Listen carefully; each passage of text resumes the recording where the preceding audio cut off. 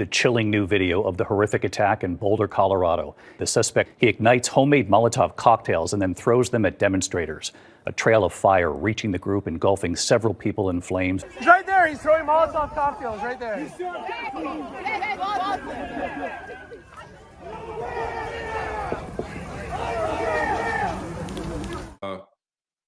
We'll talk about some national news. You know, this horrific event in Boulder, Colorado, over the weekend. You want to talk about that one?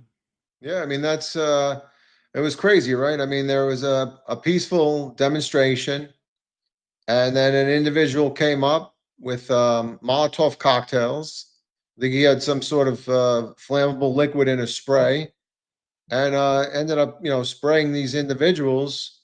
What I would consider making a racist remark, right, or a terroristic remark. And 15 individuals were, it's come up to now 15 individuals were actually burned because of this madman's actions. And then we saw a quick press conference with the city of Boulder police chief. We want to, Good afternoon, everyone. As Dion said, my name is Stephen Redfern. I serve as the police chief here in Boulder, Colorado. Today I'm here to give you very preliminary information about an attack that occurred here in downtown Boulder at about 1:26 p.m. today. At that time, Boulder dispatch received several calls to the county courthouse located at 1325 Pearl Street here in Boulder. The initial callers indicated that there was a man with a weapon and that people were being set on fire. The initial response by our officers, we were on scene very quickly. When we arrived, we encountered multiple victims that were injured with injuries consistent with burns and other injuries. While our officers and paramedics and fire department personnel got those victims quickly to the hospital, our officers were pointed out, a suspect was pointed out to our officers on the scene. Our officers immediately encountered that suspect who was taken into custody without incident. That suspect, who I'm not able to ID at this time, was taken to the hospital with some minor injuries as well. And there's a lot more we're investigating right now before I'm able to release information on that person. The scene itself is contained, but we have a large area here in downtown Boulder closed off right now. Businesses have been closed, and we have asked people to avoid the area.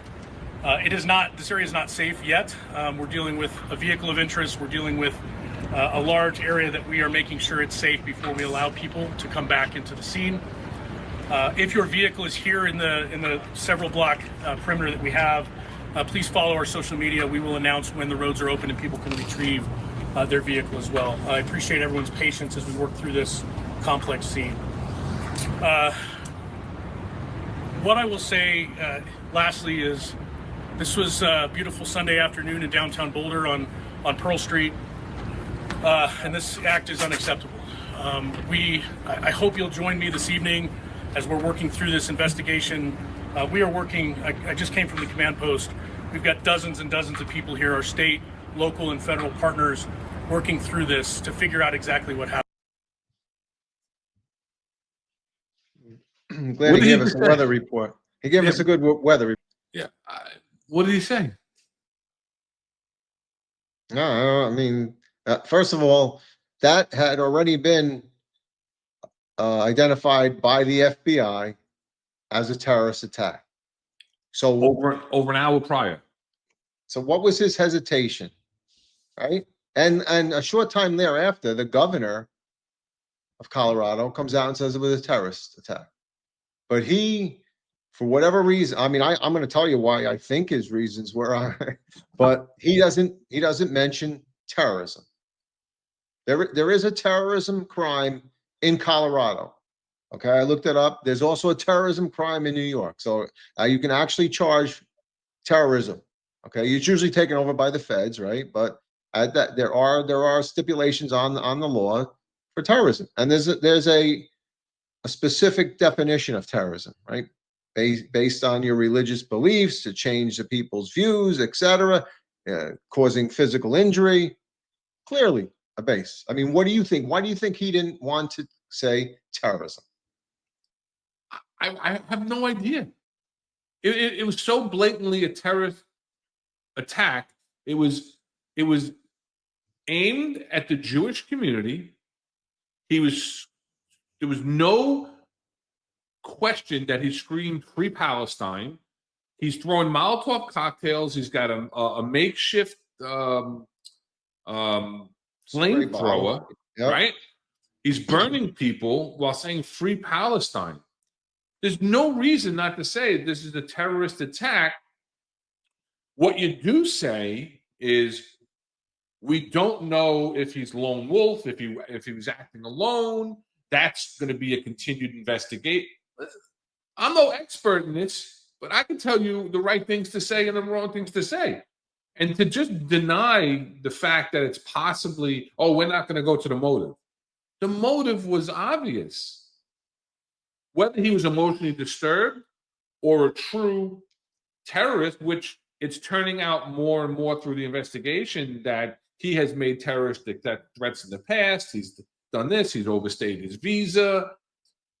You know, there's a lot to it now that obviously always comes out later in the investigation. But I don't know why he's afraid to say that it's a possible terrorist attack. Do you not want to put fear in people? He wouldn't even call.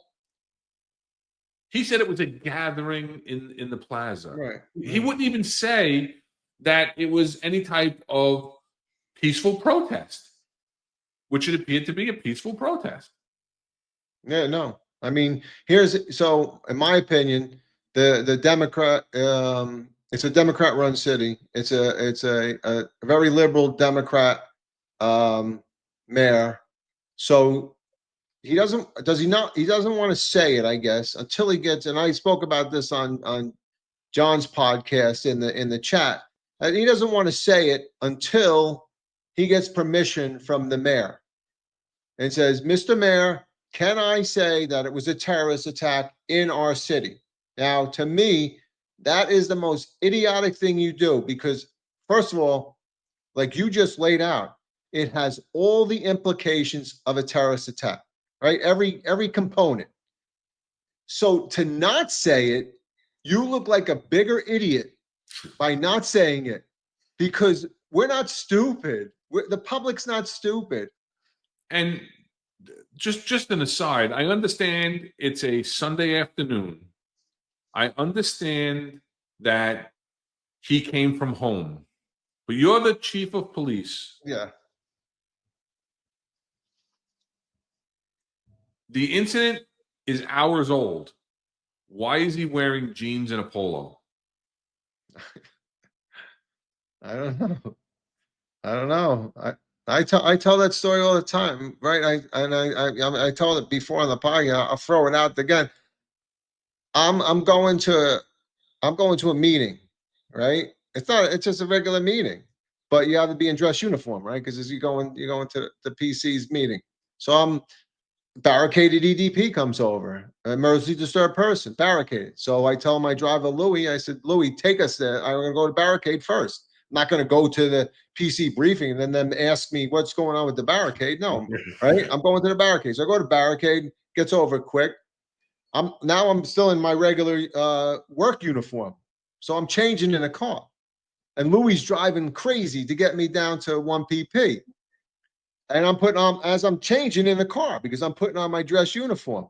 And I say, "Louis, slow down." He goes, "Why? What's wrong?" I said, "Louis, if we crash and this car flips over and my pants aren't up around my ankles, I will never, ever live it again. I'd have to retire the next day. They're never going to believe that we were running to a meeting." So he says, "Yeah, but yeah, I totally agree with you. Look professional. You know, everybody, they all get an extra set of dress uniform. I mean, put it in your car, right?" Depending on your position. I always had a uniform at home. If I had to go somewhere, if I had to respond, listen, I've responded plenty of times from home and I wasn't in uniform. Especially as a CO, right? Yeah. And one time I got called out. I had an MOS shot and I was at the hospital and I had, jeans on, a t-shirt, and a windbreaker that I had in the car. And Commissioner Kelly asked the borough commander, "Who's this anti-crime guy?" She goes, "No, that's the precinct commander." Why did he look like that? Right. Yeah. And this is an MOS-involved shooting where an MOS was hit, and I responded directly to the hospital. Now, I guess, did I have time maybe to run over to the command, change real quick, go back? But there's so much going on, there's different instances. But here, this is high profile. If I'm going to get in front of a news camera, I'm not going to go in front of the news camera, in jeans and everything else, especially when it's going to be a nationally televised event. Just a quick thank you to Captain Chaos, 1999 to the podcast. The cheap lunch on him. So next pizza at Goodfellas is on Captain Chaos there. Well, you're here in New York. Maybe we can get together again for another slice. Yeah, and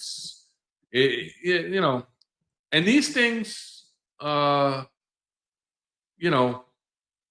107, $4.99, coffee and donuts. Thank you, sir. Appreciate it. Thank you. It's a Boston cream for me. But yeah. Here's the other thing, though, in Boulder, Colorado. I looked it up.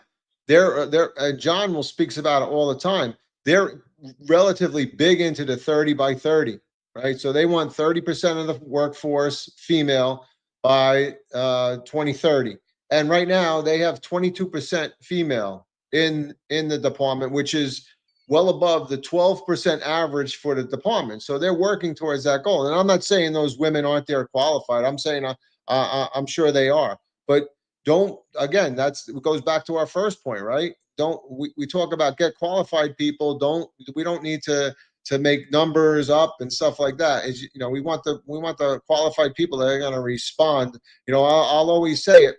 If you're bleeding to death from a gunshot wound, a stab wound, or anything else, do you care what race, what color, what sex the EMT is? Absolutely not. I want somebody that's qualified and knows what they're doing. And it's the same thing with law enforcement, right? I mean, that's what you want. Yeah, 100%.